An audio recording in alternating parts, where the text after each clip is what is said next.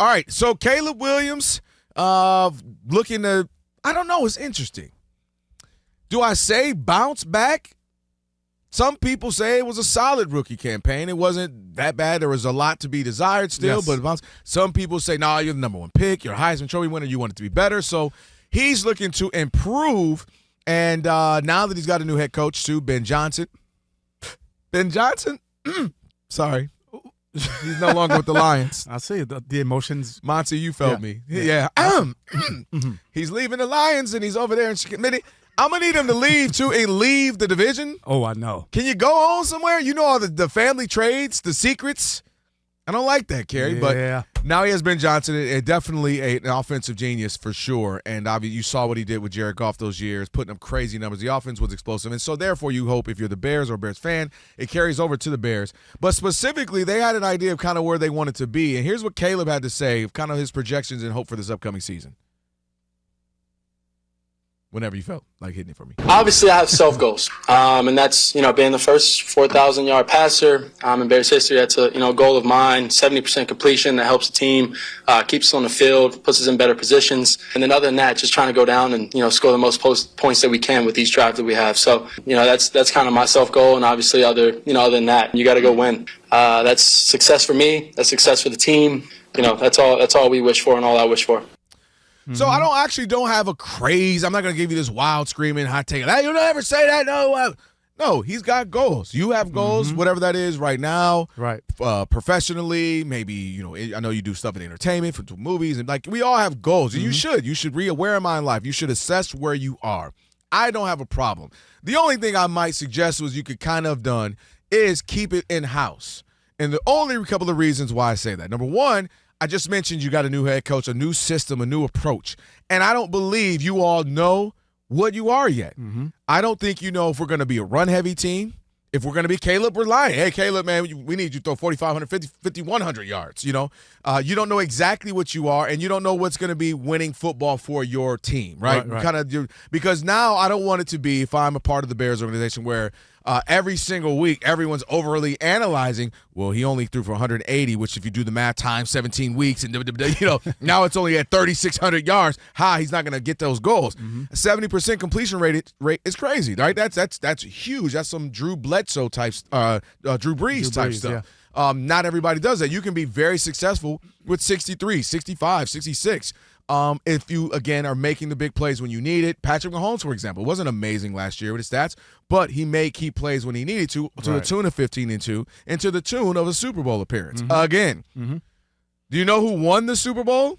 That's right. A guy who threw for 3,100 yards or something. A guy who wasn't throwing down 300, 400-yard games all the time. But a guy who used his legs effectively, a guy who managed the field possession, and who ran the ball with the best running back in Saquon Barkley last year. And to the tune of the Super Bowl appearance and a blowout victory. Yep. So to me, there are multiple ways to skin this cat, and I don't want you to apply pressure where it's not needed. Let's find out who we are, what we do well, what you do well, and the focus should be getting the ball out quicker. Can we get to 2.2 seconds? He was holding it too much. He was playing some of that, I'm just the best player on the field in high school. I'm just the best player in the field in college to the tune of a Heisman. That's right. And I can get away with that. This is the pros. And as you know, being a defensive player yourself, they're fast. Yes, they fast. Not they are. They fast. They fast, yeah. And the defensive linemen are fast. The offensive, the linebackers are fast. Safeties are coming at you. Yeah. So you have to kind of be on play, on time, and in the system, what we got going. Now, when you need to improvise, great. That's what makes you special to the tune of a number one pick. And everyone said the best quarterback prospect since Andrew Luck. Right. So that's my only thing. I don't honestly care that he has projections for himself. I think everybody comes in and they're like, I want to be a Pro Bowl quarterback, or I want to be, and you can tell me, I'm a DB. I want to have 4 interceptions, deflect 10 passes, whatever it may be, and have 40 tackles. I don't know. Right. But I just think right now. You had 100 the first year. Yeah, right. Yeah, you know what I mean? Stay I'm away like, from I don't me. want to do this. Right. Yeah. And so my last point is just, let's find out who we are. Let's see what works best for us. We don't have to do the projections out aloud, everybody hearing it, so that now it's added fuel and it's just, it's Chicago radio every week when you don't have the numbers that will match what we said. Because you might only threw 60%, but dang it, we won by 2 touchdowns. Right. Well, I think what he said was very generic, right, where people may take it as a hot take and take it as, real fodder, conversation fodder. But for me, all this screams to me is this is the team's mindset, right? All he sounds like to me is Ben Johnson. So it seems like they had a conversation. Mm-hmm. This is where you should be. This is where I see you going, and he's just echoing it. I don't think he's doing too much here. Obviously, I think his goals are even bigger than that, right? He didn't say, I want to be the best quarterback in the division. I want to be a pro. Like, he didn't say those type of things. He said team goals. Because in theory, in team goals, if you pass as a team for 70%, you're doing pretty well. If you pass for 4,000 yards, that's an excellent season. Like, I don't think he's basically stepping out on the limb and saying, I'm this guy. This just sounds like conversation he had with Ben Johnson, and this is what our team needs for you to be successful and for our team to be successful. So I don't really take too much stock in this. I know people will, and I think the beautiful part about him and Caleb Williams is he can do it. So, and we talk about him having a bad season or a bounce-back season. I thought he was pretty good. That's why I said I know you did. Yeah. Depending on how you want, is the glass half empty, half of course. Full? Yeah, under the circumstances with that team and the way that they were organized and their head coach and their offense, he outperformed what he should do. So, in my opinion, having Ben Johnson in-house with him, I'm really excited to see what happens with this team. The head coach cost him maybe 3 games. Easy. Alone. That's what I'm saying. Like, where we could visibly identify, you should have won that game. Then there's other ones, maybe, I don't know, play here, maybe back call here. But definitely there were 3 that we're like, bruh, what were we doing here? Right. That's a win. They could have and maybe should have beat the Lions one of those games as well, and they had a couple bad breaks, a missed field goal here, and some things happened. Defensive back running out in the field. Hey, what's up, party over here? The play is happening. The play is in motion. And he gives up that deep Hail Mary. So, I mean, they had a handful of games where they were in games better than the record would reflect. 100%. And I do think he's probably, again, excited to have a Ben Johnson in there who can see, what he can do best and draw out of him. Yeah. But I think he did well under the circumstance. And again, considering you're trying to change those habits of, you don't have to be Superman. Mm-hmm. And in some cases, you probably can't be Superman because the way the league is. It's different in college. 75, 85% of those people you played against ain't going pro. You know what I mean? Yes, they're good. Yeah. But this it. The buck stops here. This is the last bus stop. These are the big boys. These are the big boys where that defensive lineman, he runs just as fast as you.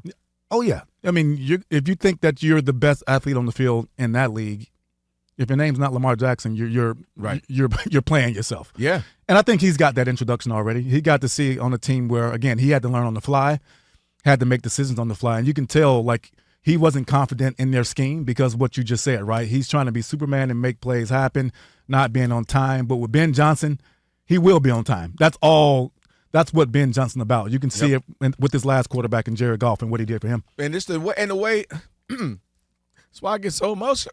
I'll be all right. All right. Don't get emotional. It's okay. The way he had the offense running, man, it was so good. You sound like POP hold me down. Oh, man. The Lions were so good when it was just fun to watch. This is what I knew. You want to know, well, multiple times, but you want to know when I knew Rob Parker was a hater?